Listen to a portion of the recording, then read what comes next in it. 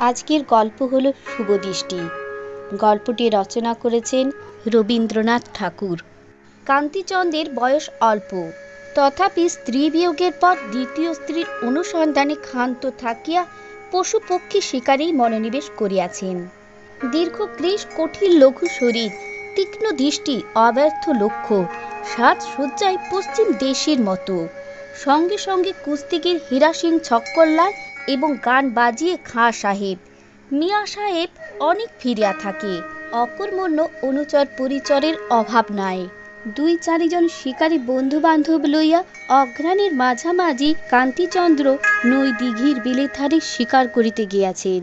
নদীতে দুইটি বড় বোটে তাহাদের বাস, আরো গোটা তিন চার নৌকায় চাকর বাকরের দল গ্রামের ঘাট ঘিরিয়া বসিয়া আছে। গ্রাম্য বধূদের জল তোলা, স্নান করা প্রায় বন্ধ। সমস্ত দিন বন্দুকের আওয়াজে জল স্থল কম্পমান। সন্ধ্যাবেলায় ওস্তাদি গলায় তান কর্তব্যে পল্লীর নিদ্রা তন্দ্রা তিরোহিত। একদিন সকালে কান্তিচন্দ্র বোটে বসিয়া বন্দুকের চোং সযত্নে স্বহস্তে পরিষ্কার করিতেছে। এমন সময় অনতি দূরে হাঁসের ডাক শুনিয়া চাহিয়া দেখিলেন, একটা বালিকা দুই হাতে দুইটি তরুণ হাঁস বক্ষে চাপিয়া ধরিয়া ঘাটে আনিয়াছে। নদীটি ছোট, প্রায় স্রোতহীন, নানা জাতীয় শৈবালে ভরা। বালিকা হাঁস দুইটিকে জলে ছাড়িয়া দিয়া একেবারে আয়ত্তের বাহিরে না যায় এইভাবে ত্রস্ত সতর্ক স্নেহে তাহাদের আগলাইবার চেষ্টা করিতেছে। এইটুকু বোঝা গেল। অন্যদিন সে তাহার হাঁস জলে ছাড়িয়া দিয়া চলিয়া যাইত, কিন্তু সম্প্রতি শিকারীর ভয়ে নিশ্চিন্ত চিত্তে রাখিয়া যাইতে পারিতেছে না। মেয়েটির সৌন্দর্য নিরতিশয় নবীন, যেন বিশ্বকর্মা তাহাকে সত্য নির্মাণ করিয়া ছাড়িয়া দিয়াছে। বয়স ঠিক করা শক্ত, শরীরটি বিকশিত, কিন্তু মুখটি এমন কাঁচা যে সংসারে কোথাও যেন তাহাকে লেশ মাত্র স্পর্শ করে নাই। সে যে যৌবনে পা ফেলিয়াছে, এখনো নিজের কাছে সে খবরটি তাহার পৌঁছে নাই। কান্তিচন্দ্র ক্ষণকালের জন্য বন্দুক সাপ করায় ঢিল দিলেন। তাহার চমক লাগিয়া গেল।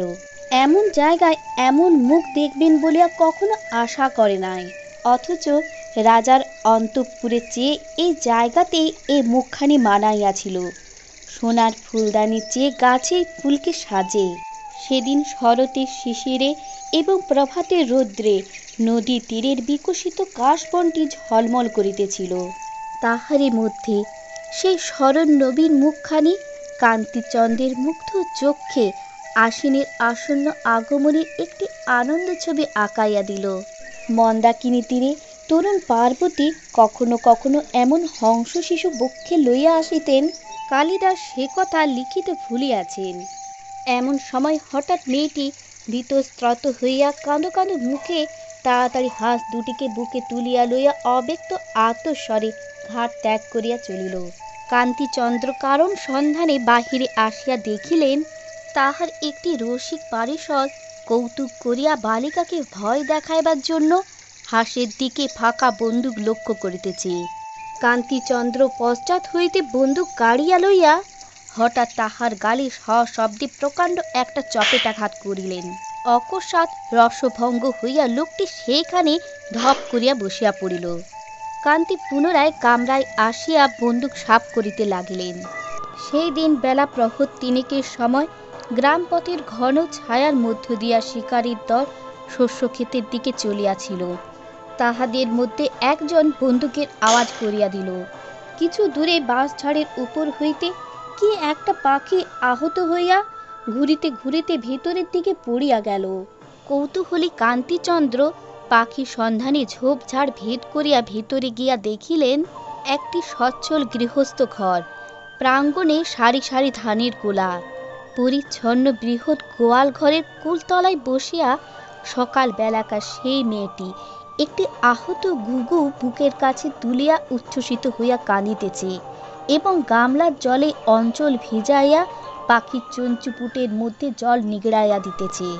পোষা বিড়ালটা তাহার কোলের উপর দুই পুতুলিয়া ঊর্ধ্ব মুখে ঘুঘুটির প্রতি উৎসুক দৃষ্টিপাত করিতেছে। বালিকা মধ্যে মধ্যে তাহার নাসিকাগ্রভাগে তর্জনী আঘাত করিয়া লুপ্ত জন্তুর অতিরিক্ত আগ্রহ দমন করিয়া দিতেছে। পল্লীর নিস্তব্ধ মধ্যাহ্ন একটি গৃহস্থ প্রাঙ্গণে সচ্ছল শান্তির মধ্যে এই করুণ ছবি এক মুহূর্তেই কান্তিচন্দ্রের হৃদয়ের মধ্যে আঁকা হইয়া গেল। বিরল পল্লব গাছটির ছায়া ও রৌদ্র বালিকার কোড়ের উপর আসিয়া পড়িয়াছে। অদূরে আহার পরিতৃপ্ত পরিস্ফুট গাভী আলস্যে মাটিতে বসিয়া সিংহ ও পুচ্ছ আন্দোলনে পিঠের মাঝি তাড়াইতেছে। মাঝে মাঝে বাঁশের ঝাড়ে ফিস ফিস কথার মতো নতুন উত্তর বাতাসে খসখস শব্দ উঠিতেছে।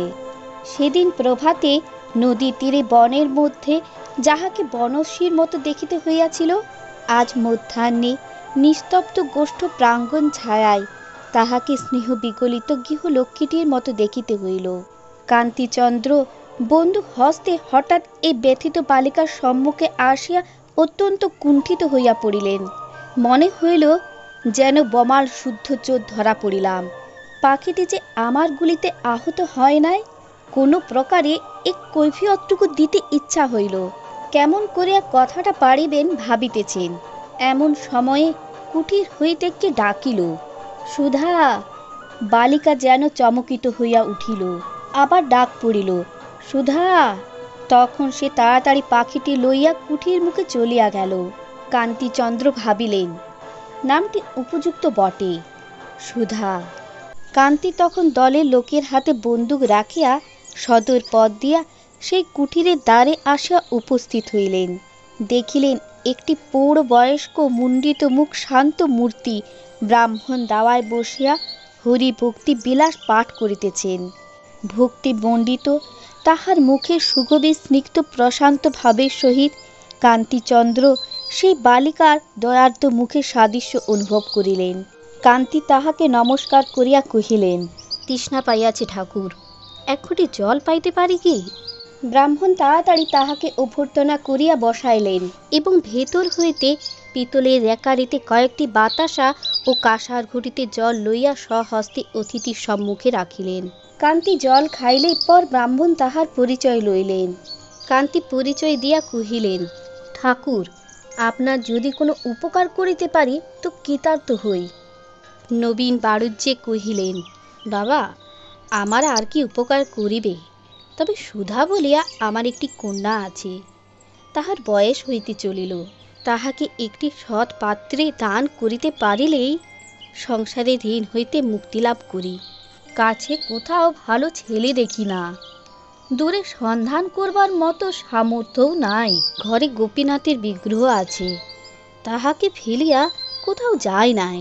কান্তি কহিলেন, আপনি নৌকায় আমার সহিত সাক্ষাৎ করিলে পাত্র সম্বন্ধে আলোচনা করিব। এদিকে কান্তির প্রেরিত চরগণ বন্দ্যোপাধ্যায়ের কন্যা সুধার কথা যাহাকে জিজ্ঞাসা করিল, সকলেই এক বাক্যে কহিল, এমন লক্ষ্মী স্বভাবা কন্যা আর হয় না। পরদিন নবীন বোটে উপস্থিত হইলে কান্তি তাহাকে ভূমিষ্ঠ হইয়া প্রণাম করিলেন এবং জানাইলেন তিনি ব্রাহ্মণের কন্যাকে বিবাহ করিতে ইচ্ছুক আছেন। ব্রাহ্মণ এই অভাবনীয় সৌভাগ্যে রুদ্ধ কণ্ঠে কিছুক্ষণ কথাই কহিতে পারিলেন না। মনে করিলেন কিছু একটা ভ্রম হইয়াছে। কহিলেন, আমার কন্যাকে তুমি বিবাহ করিবে? কান্তি কহিলেন, আপনার যদি সম্মতি থাকে আমি প্রস্তুত আছি। নবীন আবার জিজ্ঞাসা করিলেন, সুধাকে? উত্তরে শুনিলেন, হা। নবীন স্থিরভাবে কহিলেন, তা দেখাশোনা? কান্তি যেন দেখেন নাই, ভান করিয়া কহিলেন, সেই একেবারে শুভদৃষ্টির সময়। নবীন গদগদ কণ্ঠে কহিলেন, আমার সুধা বড় সুশীলা মেয়ে, রান্না বাড়া ঘর কন্যার কাজে অদ্বিতীয়। তুমি যেমন না দেখেই তাহাকে বিবাহ করতে প্রস্তুত হইয়াছ, তেমনি আশীর্বাদ করি আমার সুধা পতিব্রতা সতী লক্ষ্মী হইয়া চিরকাল তোমার মঙ্গল করুক, কখনো মুহূর্তের জন্য তোমার পরিতাপের কারণ না ঘটুক। কান্তি আর বিলম্ব করিতে চাহিলেন না। মাঘ মাসেই বিবাহ স্থির হইয়া গেল। পাড়ার মজুমদারদের পুরাতন কোঠা বাড়িতেই বিবাহের স্থান নির্দিষ্ট হইয়াছে। বর হাতি চড়িয়া মশাল জ্বালাইয়া বাজনা বাজাইয়া যথা সময়ে আসিয়া উপস্থিত। শুভ দৃষ্টির সময় বর কন্যার মুখের দিকে চাহিলেন। নত শীত টুপর পড়া চন্দন চর্চিত সুধাকে ভালো করিয়া যেন দেখিতে পাইলেন না। উদ্বেলিত হৃদয়ের আনন্দের চোখে যেন ধাঁধা লাগিল।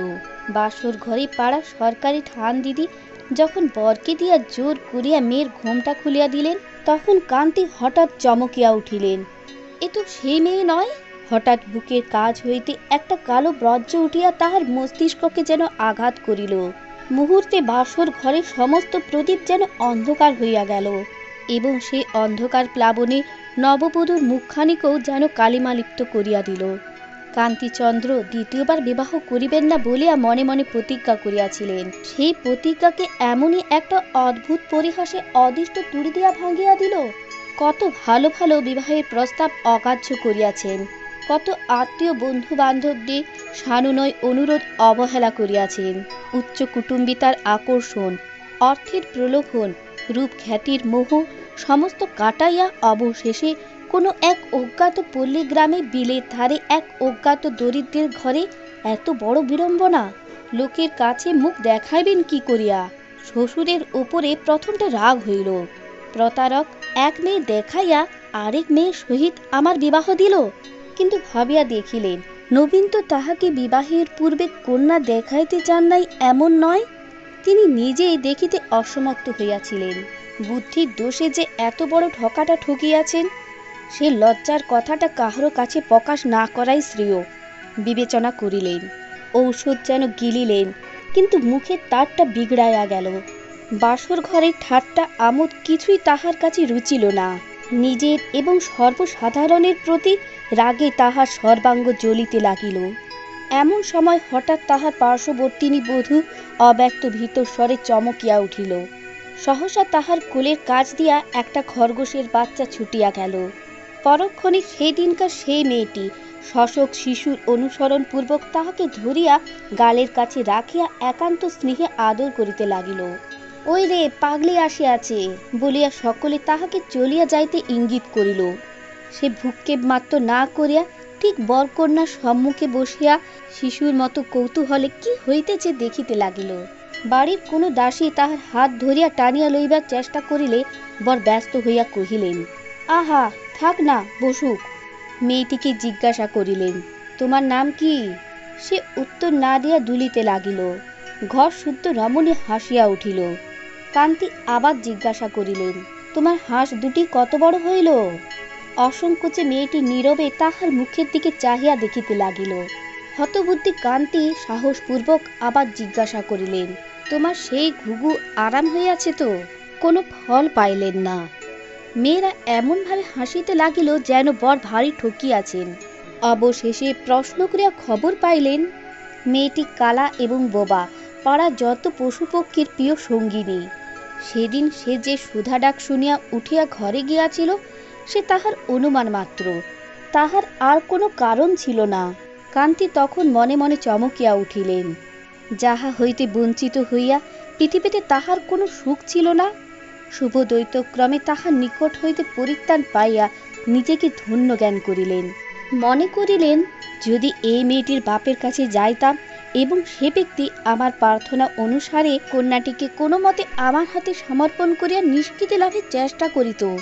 যতক্ষণ আয়তচ্যুত এই মেয়েটির মোহ তাহার মনটিকে আলোড়িত করিতেছিল, ততক্ষণ নিজের বধূটির সম্বন্ধে একেবারে অন্ধ হইয়াছিলেন। নিকটে আর কোথাও কিছু সান্ত্বনার কারণ ছিল না, তাহা অনুসন্ধান করিয়া দেখিবার প্রবৃত্তিও ছিল না। যেই শুনিলেন মেয়েটি বোবা ও কালা, অমনি সমস্ত জগতের উপর হইতে একটা কালো পর্দা ছিন্ন হইয়া পড়িয়া গেল। দূরের আশা দূর হইয়া নিকটের জিনিসগুলি প্রত্যক্ষ হইয়া উঠিল।